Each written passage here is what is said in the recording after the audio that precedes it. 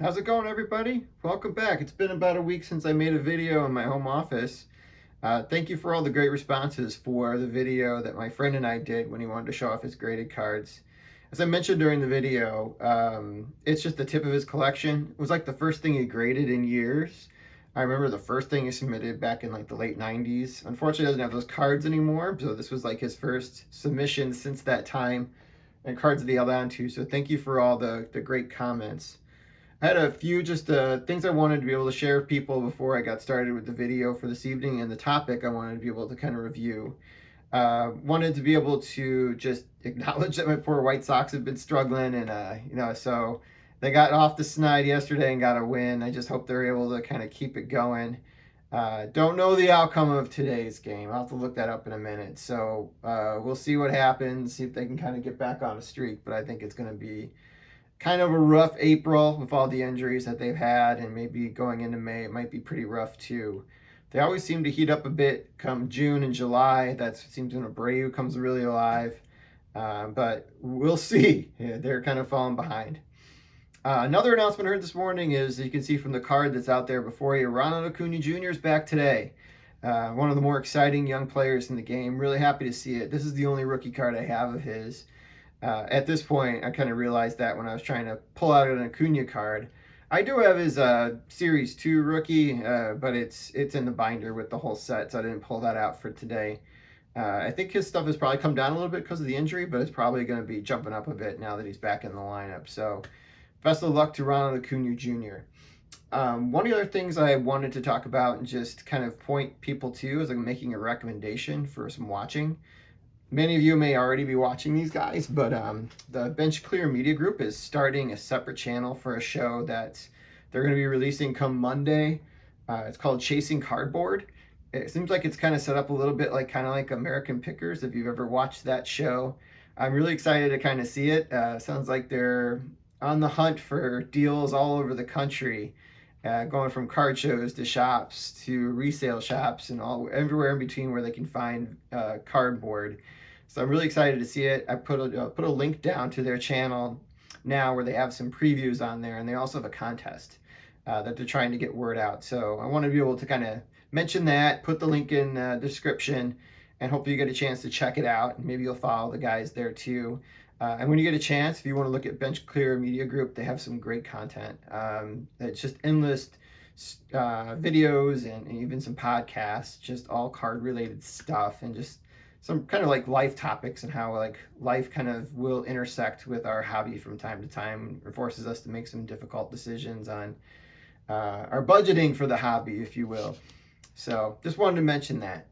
So one of my topics here is I want to kind of do another episode around childhood memories, and this is around card collecting too, but this one kind of involves a specific topic within card collecting.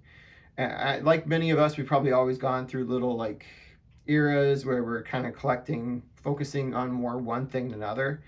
When I was a kid and through my kind of early adulthood, I was a little bit more of a player collector. And that kind of started with my first favorite player, which I think I mentioned before on this channel, but it was Cal Ripken Jr. So I'll just kind of put up here. I used to have a pretty big Cal Ripken Jr. collection. It was all ungraded because this was all before grading. It was back in the 80s and early 90s. And I think I had like a copy of like every one of his cards throughout the 1980s, and maybe for like the first couple years of the 90s, before like everybody was making cards at that point, and every card company had about 5 different brands or more that they were making. So I kind of moved those on probably in the early 2000s when I was trying to bring up some money to be able to start building sets, and I needed to be able to raise some income and also wanted to move some stuff along. So I had space to be able to start building the sets that I was kind of talking about in the previous episode. Other players I kind of collected back in the day, Jerry Rice is kind of it's my favorite football player, so I spent time collecting a lot of his stuff. The only cards I have now are like his rookie card and his second year card. They're part of sets they have from my childhood that I'll kind of brought over probably closer to football season. And I really didn't get back into player collecting any stretch of any stretch or form until pretty recently when I got back into the hobby over the last couple of years. And it's not been a major focus, I will say. So it's not been something where I'm like, I have to really focus on this player. I will try and like focus on, picking up some cool cards from a couple of players I really like from time to time, but it's not like a central focus that I'm looking on this guy. I know many of you guys probably will do that already, where you're kind of like super collectors and you're trying to get rainbows of every type of card for a certain player, or you're trying to get, like a numbered version of that card for every set that's been produced by Topps or something like that. Like for me, I'm not that much into it, but I certainly admire people that are, and I think there's some really great collections out there that many of you have shared on YouTube. The guys that I've kind of gravitated to more when I've gotten back into the hobby, and I'm going to focus on one of the guys, and it's actually going to be a Hall of Famer. First of all, like, I have a little bit of Albert Pujols stuff. As I mentioned before, I don't have a lot of his stuff. But if I were to get more back into like player collecting, he might be a short guy on the short list to be able to get stuff. And another current player that's one of my favorite guys. He's actually on the White Sox, is Jose Abreu, and I think I've mentioned him before. And I'll feature some of his stuff at a later date. This one's actually going to focus on someone from the evil empire, the New York Yankees. This player kind of came into popularity right around the time that I was really falling in love with baseball again. I had just finished high school and I was starting college, so I had a little bit more expendable income and more time to start going to baseball games again. So I started going to a lot of games to watch the New York Yankees, because obviously they were the best team in the American League and possibly the best team in all of baseball at that time, because they won like 4 World Series or something like that over the course of 96 through 2000. And 5 actually in this player's lifetime. So you may have an idea of like who I'm kind of beginning to indicate. But for this team, I mean, the White Sox, I think I went to those games almost every year when they played the Yankees, and I feel like they lost every time they played them, and they usually lost in dramatic fashion, where they would have a lead into like the 8th inning, and they would give up a bunch of runs in the top of the 8th or even the top of the 9th. It just felt like, we were at their mercy during this period of time, and nobody was going to be able to beat the Yankees during this little period of time in the late 90s into early 2000s. And for the better part, that statement's true, right? Because they went to many, many World Series. So the guy that I really kind of gravitated towards as I got back into the hobby actually started a little bit during the pandemic, because I was starting to watch old games from that period of time, because there was nothing to watch. And I started kind of gravitating towards watching a lot of Derek Jeter and the New York Yankees again. And I always respected Derek Jeter, and I really liked what he did. And obviously he was the face of baseball for years, even though he wasn't maybe like the best player. He was just the most popular player.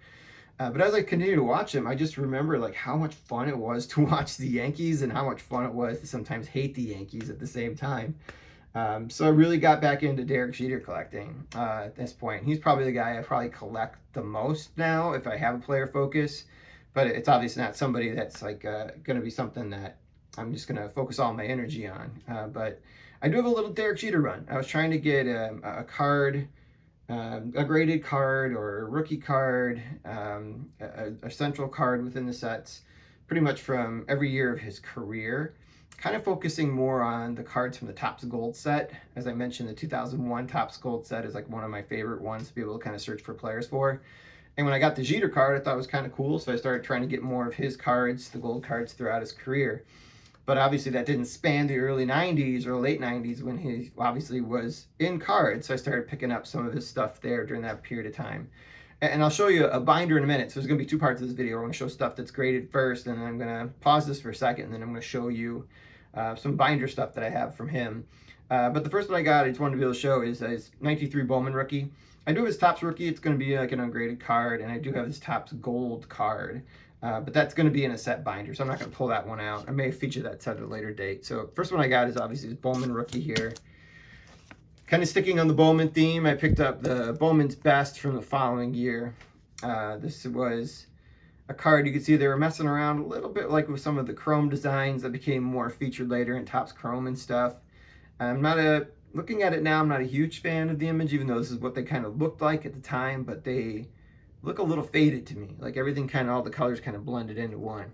But I got that Derek Jeter a few years ago when I started making a focus.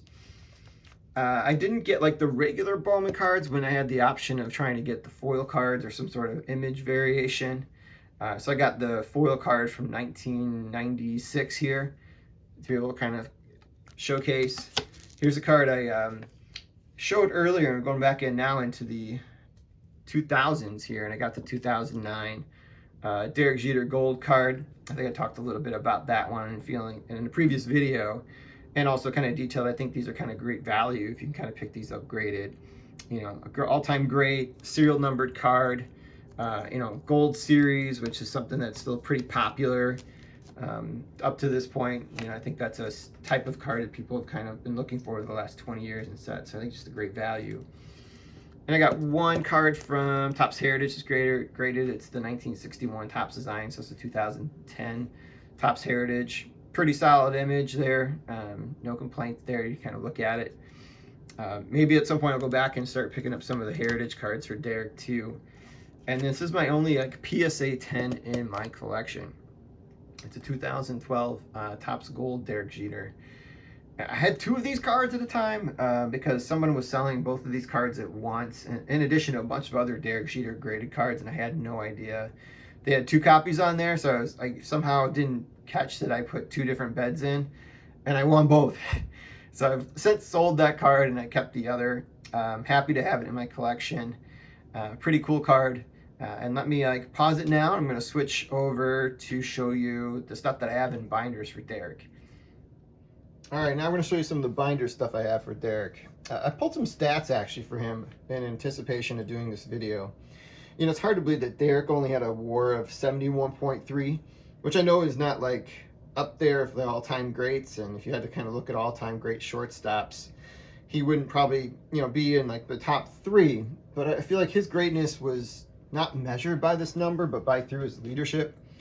We all remember him like diving into the stands to catch balls and leaving with like a bloody lip. And the flip in the 2000 playoffs against, or might have been the 2001 playoffs now I think about it, against the Oakland Athletics. I was watching that game when it happened. I still can't believe what I saw, even to this day. It was just bang, bang. It was just like, oh my God, what did he just do? It was just amazing watching some of his acrobatics on the field. Won 5 gold gloves, 5 silver slugger awards, was a 14-time All-Star. He holds the Yankee records for most hits, most games played, doubles, stolen bases. He was an MVP of an All-Star game, an MVP of the World Series. He was the Rookie of the Year. Won the World Series 5 times. So I feel like this guy's greatness is measured by winning and just his overall leadership. So another reason, like, I've really kind of enjoyed watching him over the years, and I always thought that he was really well spoken, and just kind of was someone that I felt like was just really approachable, even though I know probably someone I never would be able to meet in person. So anyway, I picked up some more cards here, stuff that I have ungraded. His rookie card up in the corner for Topps. Some other things that got thrown in here just to kind of fill some gaps, but here's the other Bowman cards I have from the 90s, and they're the foil variations where I was able to pick those up. I kind of like the ones that are the international ones that you see kind of showing the American flag in 97, and you can see that it shows, I think, highlights in this one, the area from New Jersey where he was born, later moved to Kalamazoo, Michigan. Down here, another 98 Bowman. This was actually pack pulled because I actually got a box of Bowman. And I pulled that card out, so I have that there. Here's another international one they had from 99. And then we get into the 2000s, and I have a lot of numbered cards thereafter. This Fleer Focus card was actually in a hobby box that I pulled back in the day. They had one numbered card per box, and it was Derek Jeter I pulled out there, which was really, really cool, I thought. It was out of 300. This is not the card I have right now from that time. I actually sold that one, and when I was getting back into it, I'm like, hey, I'm going to try and pick this card up. And when I saw it at a good price, I was able to just kind of pick it up. I think this one's numbered out of 200 or 270 out of 300. So I can move it up to the top of the page here. You can see as we're getting into the 2000s now. I got a Chrome card that I actually pulled from a pack 2 that I had. I think we opened a box of 2000 Topps Chrome, and I was able to pick that one up. It may have been 99 Topps Chrome. I can't remember. This is my second copy of the 2001 card. I have a second one. I think I showed in a previous video. Here is the 2002 gold card. So all these are going to be numbered out of like 2001, 2002, 2003 as you kind of go through here. These actually were, when I started doing this, where they weren't too expensive, but as people started getting into the hobby again during the pandemic, they really got expensive. Where I was spending like maybe close to $25, $30 for a card, which when I was before paying $5 or less for some of them, and usually under 10, seemed like a whole lot more to me. It was 3x for a lot of the prices. I just like a lot of the gold cards because of the bordering, which they've changed from in the recent vintages of the cards. They've really just kind of changed the design altogether versus like changing just the what the print that they have in the background, the card stock that they used. I kind of liked it when the whole card stock was different. This one got thrown in, I think, when I picked that one up, so they just gave me that card too. Then we have 2006 image here. 2007 is a funny one. So this isn't the base card, it's actually an all-star card, I think, from his update. The base one is actually the image of the card where they have George Bush and Mickey Mantle in the background. That card's pretty expensive. At some point, I'll probably pick that up, but that's going to be one that's probably going to be maybe $200-300 if I get a graded copy of it. So it's not one that's going to probably be able to pick up anytime soon. So here we go in the end of the first decade, 2000s, moving into the last 10 years. 2008, which I think is one of the cooler designs that Topps has had in the last few years, last 20 years or so. Another one from 2009, that's his all-star card. I think I showed you the graded one already. 2010, I think that one's pretty cool. I think Topps really got a good job of like getting good images of Derek Jeter doing a lot of the stuff on the field that he was kind of like popular for like jumping over players and double plays and, you know, trying to jump throws, as you kind of see as you look into 2001 to 2011 design. In the 2011 design, you can see I have the gold card and I also have the diamond anniversary one. I think these are just really cool looking cards. The image just really pops out on these. I think this is one of the best anniversary sets that Topps has done to date. And I think the recent one that came out last year did not top this. This is one I really kind of gravitate towards whenever I can get a cool player from that time. Scrolling down, got a couple more versions from 2002. Got a gold sparkle in addition to another gold card. Then we have a Topps Heritage Chrome that was gifted to me from my friend Robbie that you saw on Saturday. And then this is the last page I got, Derek Jeter gold cards, as we kind of get into the end of his career. So this is going to be, I think, 13, 14, 15. 15 was the last card he came out in a set, even though he wasn't an active player. They just issued a card for him in that set. So I picked that one up. This card's a little pricey just because it is his last card. I think some of these Derek Jeter gold cards I might go through and kind of look at them real closely and see which ones might be good for grading. So I think it just would be money well spent on Derek Jeter cards.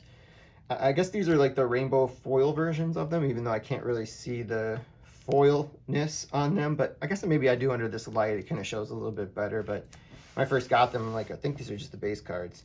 And then these last couple ones I just kind of picked up recently, including a Chrome card from, I think, the second year he was in Topps Chrome. I picked that one up not too long ago, in addition to him being featured in the base update set from 2020.